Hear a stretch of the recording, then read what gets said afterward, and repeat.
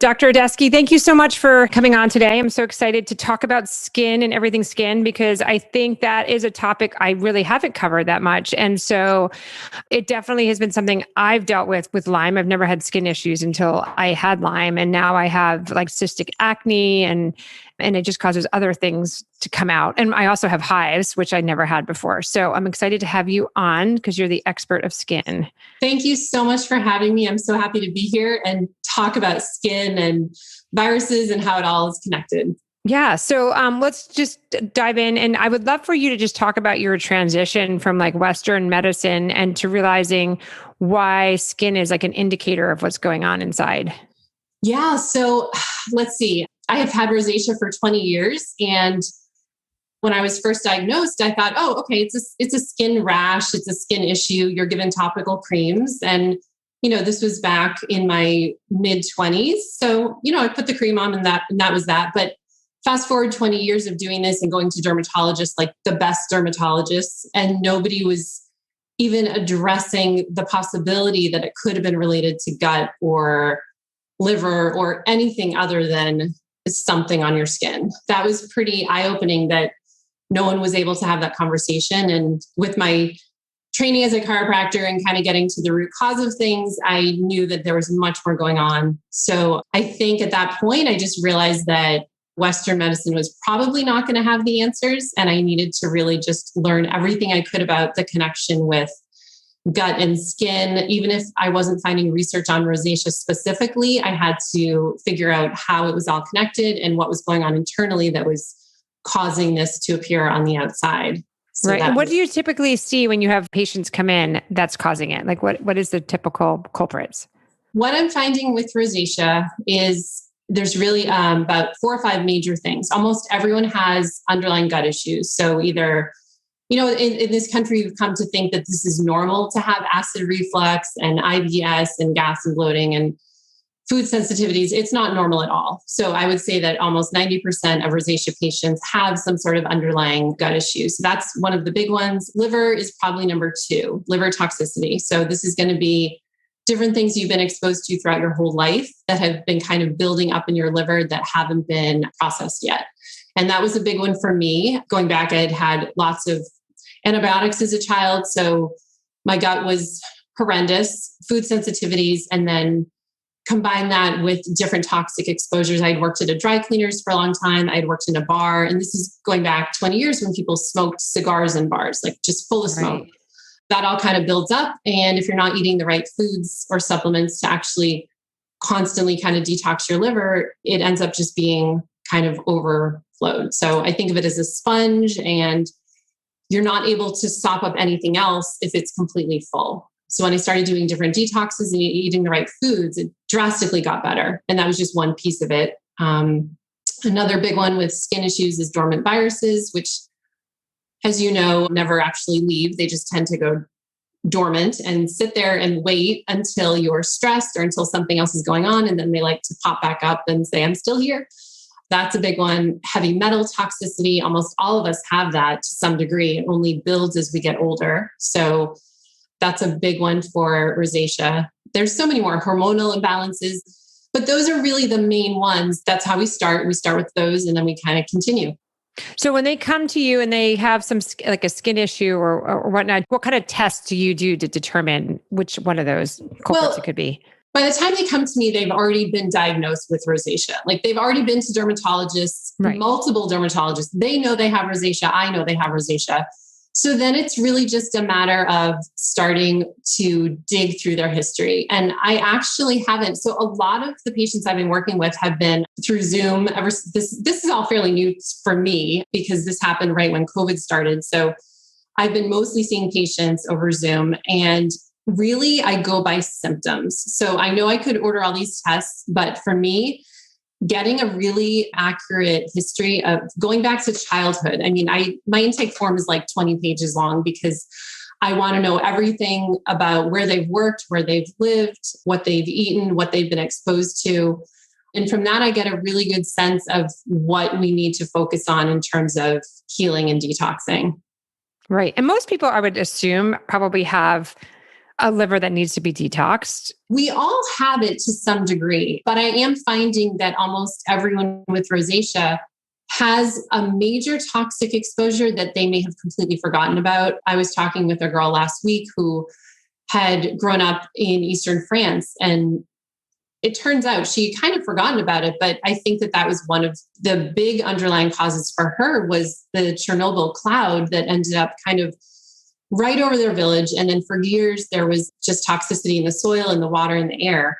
And this led to other issues for her with thyroid. And it turned out, just when you really talk to someone and you find out about specific toxic exposures, a lot of people have lived near nuclear plants. A lot of people live near farming communities where they're drinking the water and there's runoff in the soil. Almost everyone has this. And when you build up enough of this, that's when health issues start to develop. Mm-hmm. And what do you typically recommend, like in the case with the woman that you were just talking about in Eastern France? Like what is like the first step to detoxing her? So she actually is in amazing health, other than having her thyroid removed when she was 19, which who has their thyroid removed at 19, right?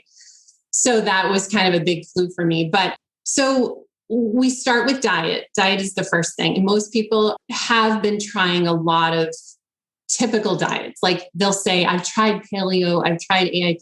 They've tried different things and they haven't seen progress because skin is so complex. A lot of them are so nutrient deficient that even if they're on a very specific diet, they're not able to absorb nutrients. So I like to focus a lot more on gut healing rather than a specific diet. Once your gut has healed and it's absorbing nutrients, then the supplements you're taking can actually be beneficial. I find a lot of people go to a functional medicine doctor or naturopathic doctor and they're given tons of supplements, but they haven't changed their diet. So they're just kind of taking, this is years, like they show me their cabinets full of supplements. And I was the same. I mean, I was taking standard process and metagenics and why is this not helping me? What's going on? And it was because I literally wasn't absorbing the nutrients. So gut healing is first. That's what. And what do you do with the gut healing? What is that like? Yeah. Bone broth? What's the protocol for that? So eliminating the major inflammatories. So obviously dairy and gluten. A lot of people are histamine sensitive. So if you are, then high histamine foods. And then we dive into exactly the gut healing foods. So bone broth every day, coconut milk every day, coconut oil, soil-based probiotic. These are key. And so you do this all together, really excellent plant-based diet. I think it's great also to have some chicken and beef, organic, switch to organic because a lot of people are not doing organic and they're just not getting the amino acids because of the glyphosate. That's a whole other. Mm-hmm. So once you start incorporating these, even just these small changes, people start seeing major progress in a month, not necessarily with their skin, but with how they feel. So that's what I go by is in a month, do you feel better? Are we seeing less brain fog?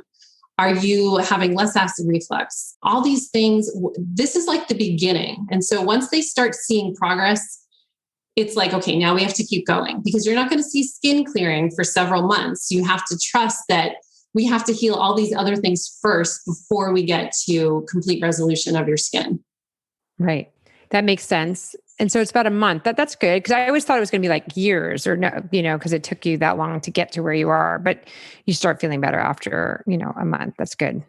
Yeah, I think, feeling better is the first step because most people with rosacea it's not just on their skin, they've been feeling ill for years. Exactly. And they don't know why. So even if we can get you starting to feel more energy, sleeping better, less anxiety, these are clues that we're going in the right direction. And yes, it could take months, it could take years, but rather than going in the wrong direction with more medications and things that aren't helping, even just a little bit of progress in the right direction, I know you're going to get there. It's just a matter of time. I think for me, it was a total of about 4 months. 4 months. And then you were back. Zero rosacea whatsoever. And this is amazing. Incurable. Every time you go to the dermatologist, they're adamant there's no cure. You'll never get better. It will only get worse. Good luck to you. And they send you out the door. So it's amazing they don't see the correlation like normal dermatologists. I'm still dumbfounded. I don't understand. Yeah, because it's an indication of what's going on. So I know you don't specifically work with Lyme patients, but you have worked with Lyme patients in the past and you're familiar with it for personal reasons as well. But do you see a trend, or is there a common kind of skin ailment that pops up because of Lyme? Yes, I definitely see skin issues because of Lyme.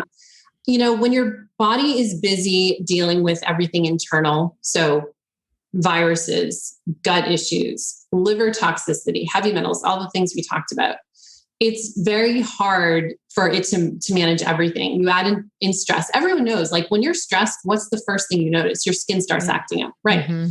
So that's just it's like the final straw that things just aren't right. So when you get to a point when your skin is pretty clear, I think it's safe to say that things are probably going well internally. Now, there are people out there who have like beautiful skin and are not healthy at all. But I think that eventually catches up with you. I don't know how long you can go on that. I really feel like the skin is just a mirror to what's going on inside. Even if you don't have a lot of symptoms, like I didn't seem to have a ton of health issues. I knew things weren't quite right. But it was enough for me to say, okay, my gut has been bothering me for years. So there's got to be a correlation. And it's very difficult to find that research specifically with rosacea and a gut connection. Like it just hasn't been done. It's just shocking. Mm-hmm. So yes, in terms of Lyme, it would be very normal to have a skin reaction, which is really just your immune system not able to handle everything. And internal healing is definitely how to go about that. Yeah, it was interesting because I never really have had skin issues, but I had, like I was saying earlier, like the cystic, they were so painful. It was like all under my jaw. So it wasn't really on my face. It was more like my jawline, and they were just hard and painful. And it just all of a sudden started, and I had a bunch of them. And then all of a sudden it went away. Like it lasted like 6 months. And it was just the weirdest thing. And it was like, and I had to attribute it to Lyme. Because it was like, what else would it be? It was just one of those weird, rare things. And then my doctor gave me just something to maybe he put me on something like some kind of like he said, I forgot what it was. It was some kind of medicine. Cause I was like, I can't take, cause it was scarring. It was starting to scar my face. And so he gave me something and then it stopped. He said it will like regulate. I don't know if it was hormones. He said your hormones might be going off because of the Lyme. Yeah. And that it caused that. But it was weird because I've never had that before. And for a lot of people going through Lyme treatment, if they're taking antibiotics, so all of that has to get processed through your liver. So the way that your liver detoxes is through your urine, your waste, and your skin. So a lot of times these chemicals end up coming out through your skin and people react. I know people who go running and their face sweats and then they almost have like this immediate flush, not just from the blood from running, but from the actual chemicals, like purging from your liver. I get that. Yes. Through your skin. Yes. Yeah. And it was weird because another skin thing happened to me, which is really interesting for anybody who's listening. So one of these times when I was having one of my episodes and I couldn't move my neck and I had the worst headache. I don't ever get headaches. I had the worst headache. I couldn't move my neck. So I go to the emergency room and they think I have spinal meningitis. So they put me into like some kind of a scan. They're going to do a spinal tap, but they also were like, let's just do a scan. So they gave me like that radiation stuff, you drink, contrast. Right. Oh my gosh, whatever that was, I woke up the next morning, my body was covered head to toe in like white, not to be gross, but like white pimples, like throughout. Oh gosh. It was almost like my body was having, like, it was just too much, like an overreaction of that contrast. Like that's exactly what that is. Yeah. Your body has to push out these chemicals. So one way it does it is, of course, by pushing it to the surface and people have this immediate flush. And another way is by, a lot of people notice that they're putting on weight. They don't know why. And your body will, in order to try to keep you safe, it will surround a toxin with adipose tissue, so fat cell. So people tend to pack on these fat cells and they don't know why. And it's actually just toxins. And when you start to detox these toxins, you drop weight without trying to. It's almost like it melts away.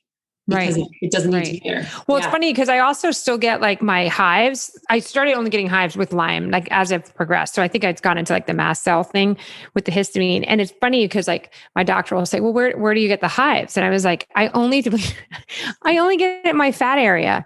So it's like interesting. Like I only get it on like my butt, like the area that I have more fat, right? Like that's it. Like that's all I get it. So it's like so interesting on my back of my legs and my arm, like It's all like from my waist down. It's like area where it's like more. Huh. So I think it's more like that, what you're talking about. It's like, I think that's exactly what it is. Yeah, that sounds about right. Yeah. It's So crazy. you should be able to get to a point when you're not having those anymore. Like when your liver's like perfectly clear and all that. Now I just take Claritin. I have to go carry Claritin with me no matter where I go. Because as soon as I get cold or something like that, it comes out.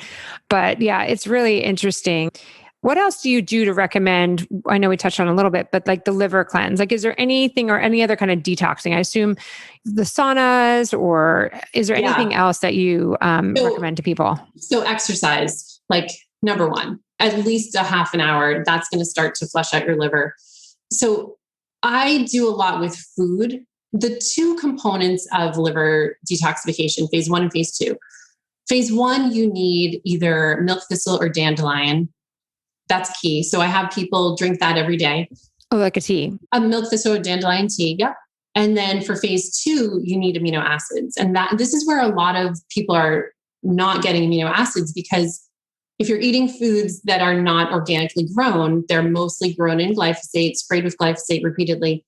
This is going to prevent the production of amino acids in those foods. So we're eating diets that are deficient in amino acids, and they're very high in chemical levels. So a lot of people are just becoming very toxic with their livers, and they're not able to detoxify. So for me, I have a plant-based protein powder that has 19 amino acids.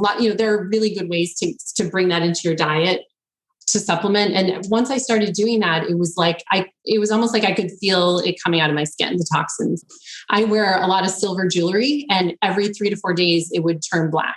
I didn't know what was going on. So I was like, maybe it was like a chemical, maybe I was cleaning with ammonia or something, but it kept happening. So I started Googling like how to clean silver. And I found this woman who was telling you exactly how to clean silver. And she said, I worked at a hair salon and we couldn't even keep silver jewelry because it would tarnish so quickly from the chemicals in the air. And when she said that, I was like, oh my gosh, that's it. It's chemicals coming out of my skin, tarnishing my jewelry. Like that's how much was built up in my liver. And this was only while I was doing the liver detoxifying. And so all you were doing was taking extra amino acid supplement, like a powder? I did a flush. It was like a 7-day liver. There's all sorts of different programs you can do, but it was like a 7-day liver flush. It was a drink. And then after I did that was when I started really amping up the amino acids and the dandelion and milk thistle tea. And this went on for about 2 months. And then I just stopped wearing jewelry altogether because there was no point. But now I'm able to wear it again and everything's fine. So I feel like I'm in a much better place. Well, it's funny because for the longest time, I couldn't wear my wedding ring. And I don't even know what it's made out of. I don't think it's silver, but because I would get like literally like raw. My skin would become raw from it. It was crazy. And then now it's fine. I can wear them now, but I couldn't for the longest time. So that's a heavy metal reaction. And I had the same thing with earrings. I couldn't wear earrings. Even 24 karat gold earrings, couldn't even touch them. So that's just a built up toxicity of metals. And you would just become so sensitive to them that you can't live with them. Now, do you ever recommend either fasting or coffee enemas or anything like that for detoxing? So I think fasting is really great for some people. Some people take it to an extreme, and a lot of people with rosacea are very nutrient deficient. So I'm careful about talking about fasting. But some people have found a lot of relief from that just because it allows gut repair, which is, at the basis for so many people with skin issues. So even just allowing gut repair to take place for 24 hours, or even people who are doing intermittent fasting are finding a lot of progress with gut healing just from doing that. As far as enemas, I've never done that. I know you've had a lot of good progress with that, but it's different for everyone. Some things work for some people and not for others. I had so much success with food, but there's so many other ways of going about it. Yeah. There's tons of ways and saunas and have been great. So is there anything that we haven't covered that you talk about with your clients that you think is important? Yeah. So there's always an emotional component to rosacea, always. And it's often missed. I have people who've been doing amazing nutritious diets for years and have tried all these supplements, and it's like they're still missing something. And so in Chinese medicine, the root cause of rosacea is anger and resentment. They're buried in the liver. I often will suggest this to people and tell them to go back, go all the way back to childhood. What are those feelings you're having? What are those memories you're having that you haven't quite let go of yet. And I remember reading this for years. I had read this and I kept thinking, I'm not an angry person. I'm just not. And I'm not angry at anyone. So I just kind of brushed it off. This wasn't for me. Didn't make sense. When I really, really thought about it, and I really thought, okay, if this is what's preventing me from healing, I'm going to address this. And so I did, I thought it through. I thought about different people that I might have been holding anger or resentment towards. And I just focused on letting it go and realizing that, these people have moved on. They have no idea that things that they did upset me and now it's affecting my health. So when you come to that realization and you're able to literally just let it go. Yeah. I mean, I think the next day I woke up and saw a change in the color of my skin. It's really amazing. Yeah, it is. And that's one thing that in Western medicine, we just neglect completely, is that whole emotional component. The emotional component is huge. But I guess my question for you, just because you've done work about this topic, if you have people in your life that are in your life and you really can't extricate them, but they're causing that pain, is it possible to still have them in your life, but still keep that distance, what you're talking about, so it's not affecting your health? Does that make sense? It's a family member or something like that, that you're like, okay, they caused me emotional stress, and you can manage your emotional stress, but at some point, you can only manage it so much. I think you have to get to a place where you have changed the way you thought about the person, if that makes sense. Yeah.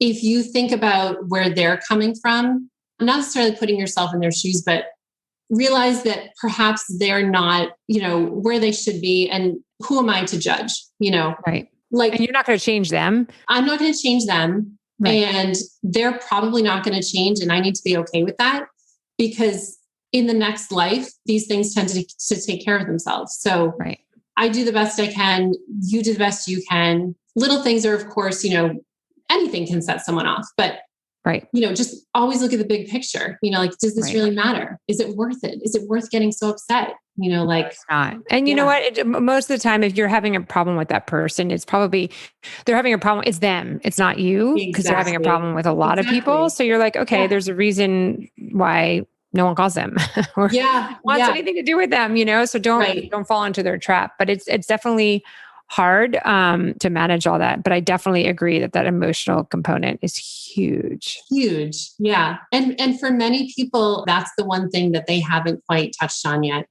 And for me, I kind of did it all at once because I was really determined to figure this out. So it was like, okay, there's 10 different things that it could be. So let's work on all of them. But each one brought me a little closer. And when I did that emotional healing part, that was huge. Now, did you do that on your own? Did you have a professional? Did you do a program? How did you do that? No, I did that on my own. I read a quote that really just changed the way I thought about everything. It was basically, I was in the mindset of, I'll do things for people who I feel like are deserving. And that was kind of a mentality that I was raised with. Of course, do things for people all the time, but it was, I can't remember the exact quote, but anyway, when I realized that, do things for everyone, who am I to judge whether they're deserving or not? If people need help them, and don't look for something in return, just give. And when I realized, it was a very awakening moment for me that I should just be giving all the time to everyone. And it was a shift that took place. It allowed me to forgive people that I hadn't been able to forgive. It allowed me to just realize that, we're all just doing the best we can. I like the part that you touch on about, you holding on anger is not hurting them, it's hurting you. Yeah, they've moved on. I mean, this is someone in my 3rd grade class, they have no idea. And yet, if this is what's causing my skin to look the way it looked, wow, time to move on. Yeah. No, it's true. It's very true. No, I appreciate that, because that is a huge part of it. And, if someone can't do it on their own, there's so many great programs that people are doing, like the Amy Share program and a couple of other ones that are out there online just to help work through it. They're amazing programs. Yeah. And what I've realized is, doesn't mean you have to be in therapy for years and years. It's almost like a light bulb, right? Mm-hmm. It's almost like when that shift takes place of how you are viewing the situation or how you're thinking about something, when that takes place, it's like everything can just be, you can just kind of let go. That's how it was for me. And I found that with many other people as well. Yeah. And the other thing I find is super interesting, not to get all philosophical, but I definitely used to be like with 5 kids under the age of whatever it was, 7 or whatever. I used to be like a screamer, like, just because you were always tired, you're always like, kids don't listen. Like it just was mayhem. And you're just like, just always on just like edge. Right. And then you just realize now it's like, it's not worth screaming over. It's just like, like, empathize with them, talk to them. And if in the heat of the moment, you just got to walk away. Like you're not like, one time I did talk to somebody and he was like, look, when someone's doing this and they're like here, you can't go here. And like, actually, you can't rationalize with an unrational person. Right. And at that moment, when we've all been there where we've been like irrational. Yeah. It's hard for someone to talk you down. Yeah. And I think it's people, can make a conscious effort. I know I did, because I remember just like being in stores or being in post office or being places where people would just really just annoy me, like just get on my nerves about just like if they're talking on the phone or like whatever, you're like, and I would get like physically, like then my face would start to get red. This is when I had rosacea, and it was like this immediate emotional reaction. I would get very worked up. And then after all this healing took place, now when I see someone doing that, I like either turn around and leave because I don't want to be in the presence of it, or I like whatever, I'm just on my phone completely unaware, because I don't need to get dragged into that drama. Like you do your thing, like I'm going to do my thing and I'm going to be calm. And I just really see it from it's like I'm kind of up here now. And I look at this person, and instead of getting upset with them, I kind of feel bad for them that they're still there. You know what I mean? Yeah, no, it's true. It's true. But this is great. This has been amazing. So thank you so much for your time. I really appreciate it. And talking about skin and how important it is, and using that as your indicator that something's either going on because of Lyme or some other issues that you're having. And I know like we didn't even touch on the whole like kids. I don't know if you deal with kids or not, but that's a huge thing. Like I know my son, when he was a baby, had the worst rosacea. And I found out, it was because of the dairy, right? And to this day, he's still super sensitive to dairy. There's kind of an epidemic now of eczema. And it's a lot of it is dairy. A lot of it is even just the lotions, the shampoos, they're all kind of. Yeah, we didn't even touch on that. Like for anybody who's not switched over any of their products, like you have to do that. Like from your, like, I can tell the difference if I go somewhere and someone's like washes things that are not inorganic.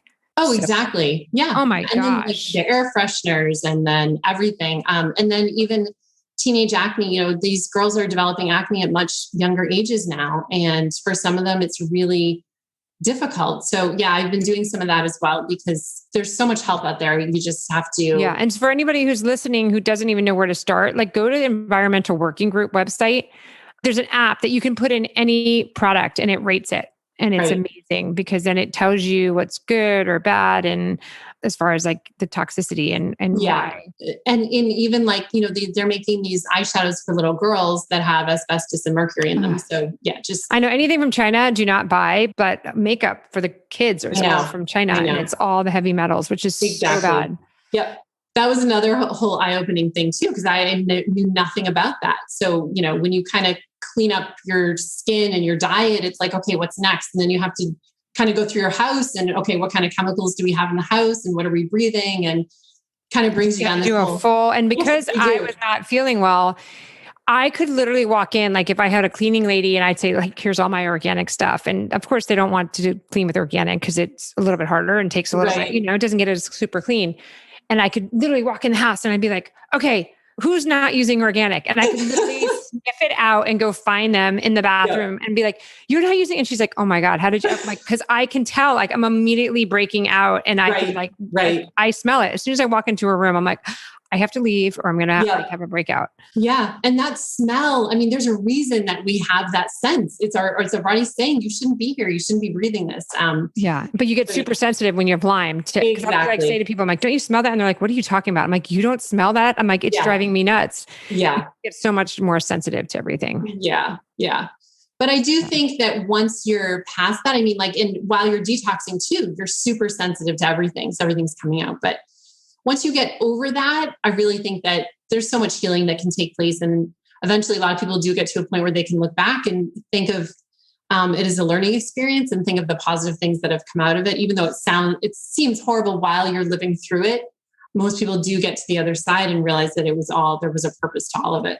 Yeah, that's perfect. Well, thank you so much. I really appreciate your time and thank you for everything you're doing. Thank you. Thank you for having me. Okay, take care. Okay, you too.